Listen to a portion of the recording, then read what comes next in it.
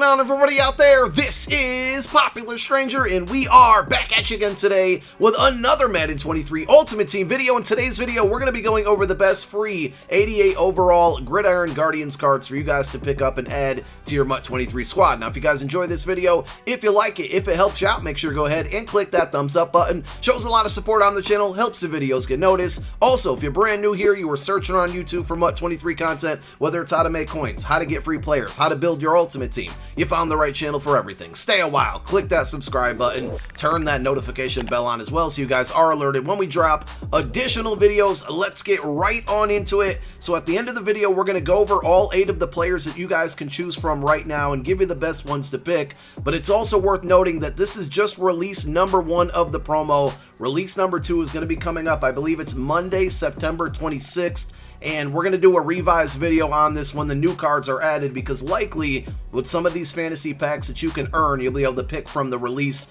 number 2 players as well. Let's show you how to get these packs, because you can earn up to 3 free 88 overall Gridiron Guardian hero cards. And these cards, 2 of them would be BND, meaning you can't trade them, sell them, put them into any sets. 1 of them would not be BND, which means it has its full value. You can put it into sets, sell it on the auction house, quick sell it for full value. Let's show you how to get the cards. So number 1, within the field passes, if you go down to the Gridiron Guardians field pass, there are a bunch of rewards within this one. And if you scroll through the rewards, the majority are going to be XP rewards for your Season 1 field pass and coin rewards. But also within this field pass, you can earn 3 free 88 overall Gridiron Guardians cards. 2 of them are going to be mentor cards, which are going to be separate from the regular hero cards. And in today's video, we're really going to focus on the hero. So we will be dropping another video going over the best mentor cards to earn, but just know that you can earn 1 right here and then another one a little bit further down right here. There's only 4 of them. You get 2 of them for free. And again, we'll break down the best ones from that pack. Once you unlock it, you'll have some help on that. But at the end of this field pass, you're going to be able to earn an 88 overall Gridiron Guardians Hero Fantasy Pack. This is a non-BND pack and will likely contain both Part 1 and Part 2 cards, because 36,000 XP from this field pass, I think at this point, would not be obtainable. Therefore, this pack won't be able to be unlocked until at least after Part 2 comes out. So stay tuned, but the Part 1 cards that we go after or go over in this video will be in here. And of course, with this field pass, everything to the right of the rewards. So if you hit R1 on PlayStation, right bumper on Xbox, all of the things under the Guardians program, challenges, stats, sets, head-to-head objectives, all of these things will earn you XP to get down that reward list, and getting down that reward list is going to unlock all of those packs. Now, via house rules, there is a way to not only earn XP towards this field pass. You can see when you get 10, 5, and 20 wins, you're going to get some XP, but also playing through house rules is going to earn you 2 more fantasy packs for a free 88 overall Gridiron Guardian hero card. Again, not the mentor cards, the hero cards. There is a big problem, in my opinion, with the house rules and the free content as far as how long it's going to take to earn it, but let's go ahead and talk about it. So to get to house rules, you're going to go into head-to-head, and the reward system is not specifically based off of the number of wins you get for this house rules. If you go down to rewards, you're actually going to see that your rewards are guaranteed or based off of your house rules score.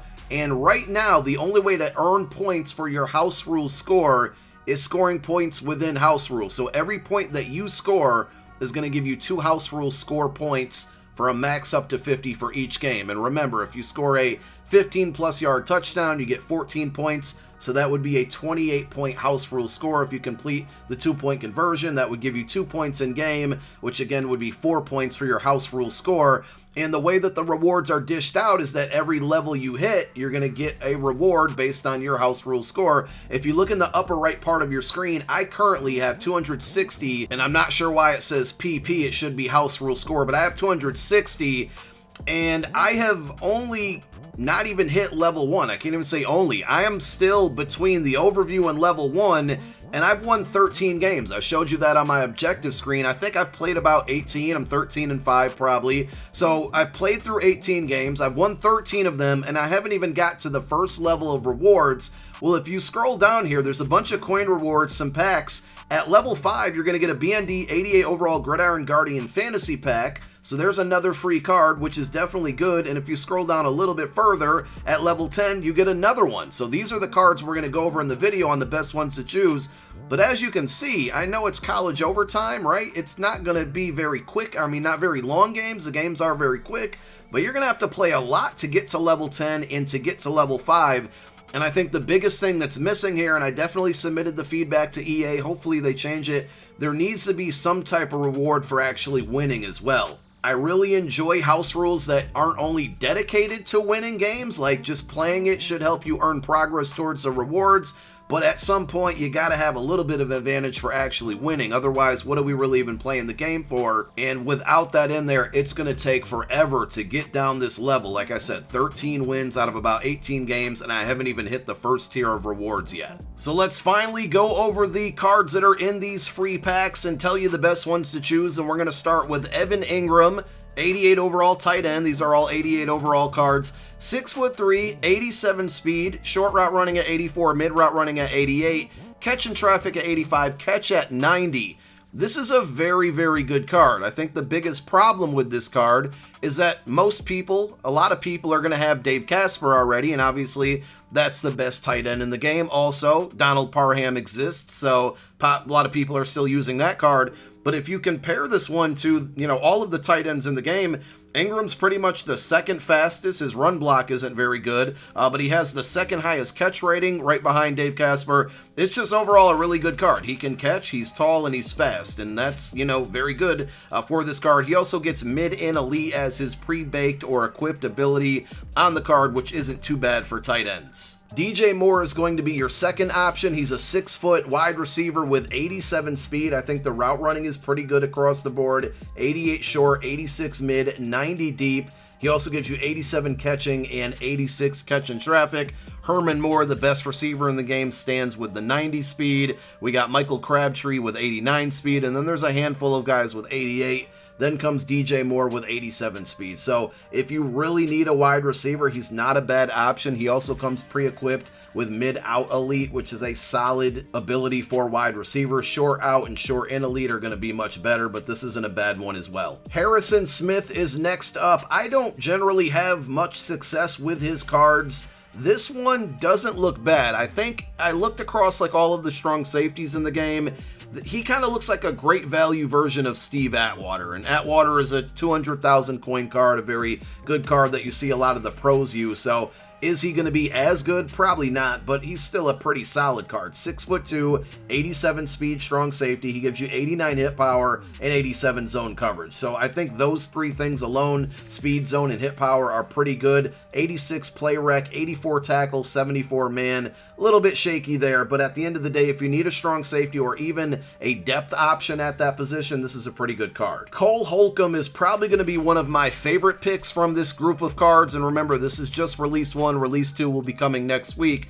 Cole Holcomb has 86 speed, which we have Ray Nitschke at 88 speed, Derek Johnson and Isaiah Simmons with 87, and then we got 86 speed Cole Holcomb. He gives you pretty good speed, 6'1", 87 hit power, 87 tackle. That means he can come up and play the run, but also he gives you 90 zone coverage, and for a middle linebacker, that's really, really good. He gets mid-zone KO. Unfortunately, he cannot get Lurker. If he did, it would be that much better of a card, but this is still a really good option, especially if you want a middle linebacker on the field. Maybe you like to use or control your safeties a little bit more. I think letting the AI roam around with this card with that 90 zone is going to be really good. Upon first look, I didn't really think anything good of this JJ Watt card, and while it's not the best option to choose from, it's also not a terrible card. Now, he is a bit slow, only 80 speed. If you look at the best defensive ends in the game, I mean, Reggie White, who just came out, at 86 speed, so there's a pretty big gap there. The one thing that he really excels at is going to be his power move. He has 88 power move. Reggie White has 90 power move, and then there's Deacon Jones, Alquan Muhammad, and JJ Watt, all with 88 power move. So he basically ranks up there,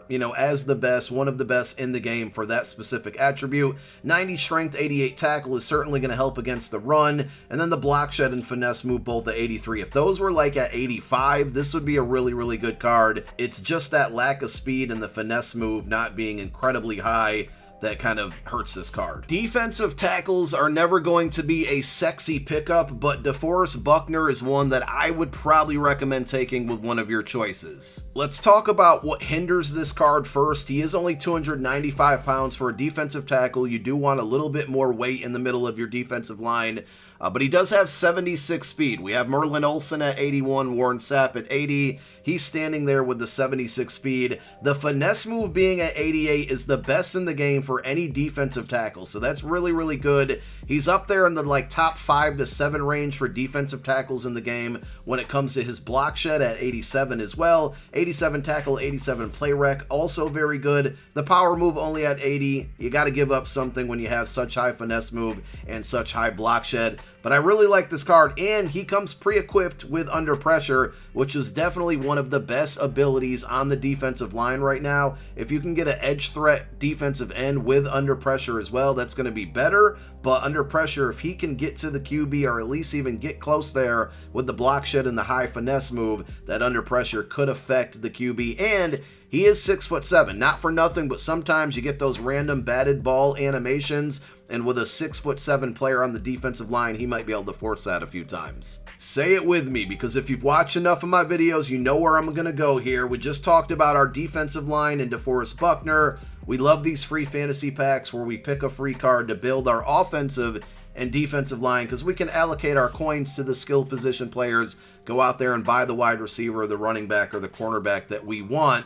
And Frank Ragnow is a pretty good center that you guys can choose. If you like to pass the ball a lot, I definitely recommend him. 86 strength, 90 awareness, and the pass block at 88. His run block isn't terrible. It's at 86. There's certainly better options at the center position for run blocking, but ideally, if you like to pass the ball, Frank Ragnow is certainly a really, really good option there. And then also we have Orlando Brown. Now this is a very good card as well. The biggest problem with Orlando Brown is that we just got an 87 overall Teron Armstead, who is also a left tackle. We got him free from the Ultimate Kickoff Field Pass. So a lot of you are probably okay with just rocking the Armstead. If for whatever reason you want 2 left tackles, maybe you like to sub one in for a 6 offensive lineman formation, by all means, go ahead and pick up Orlando Brown. He's definitely better than Armstead, but do you really want to waste a pick on a position you just recently upgraded? 86 strength, 86 awareness. The run block is going to be at 87. The pass block is at 87. Just a super balanced card. He gives you good strength and awareness, also 363 pounds. We know that offensive linemen aren't the brightest in this year's game, but this is still one of the best options at this position. And that's all for right now. Remember, one more time, this is just release number 1. We're going to do a follow-up and update video when release 2 cards come out and break down all of the best cards from that group and make sure we include the best ones from this group. But if you had to narrow it down to a couple, I definitely think DeForest Buckner out there is one of them. Frank Ragnow, Orlando Brown, and Cole Holcomb would probably be my top 4, with Harrison Smith and Evan Engram kind of tied for 5th. It really just depends on what positions you need to upgrade on your team, so hopefully you can find some spots there with these players. Let me know who you guys are picking up. Thank you so much for tuning in. My name is Popular Stranger. I'm out. Peace.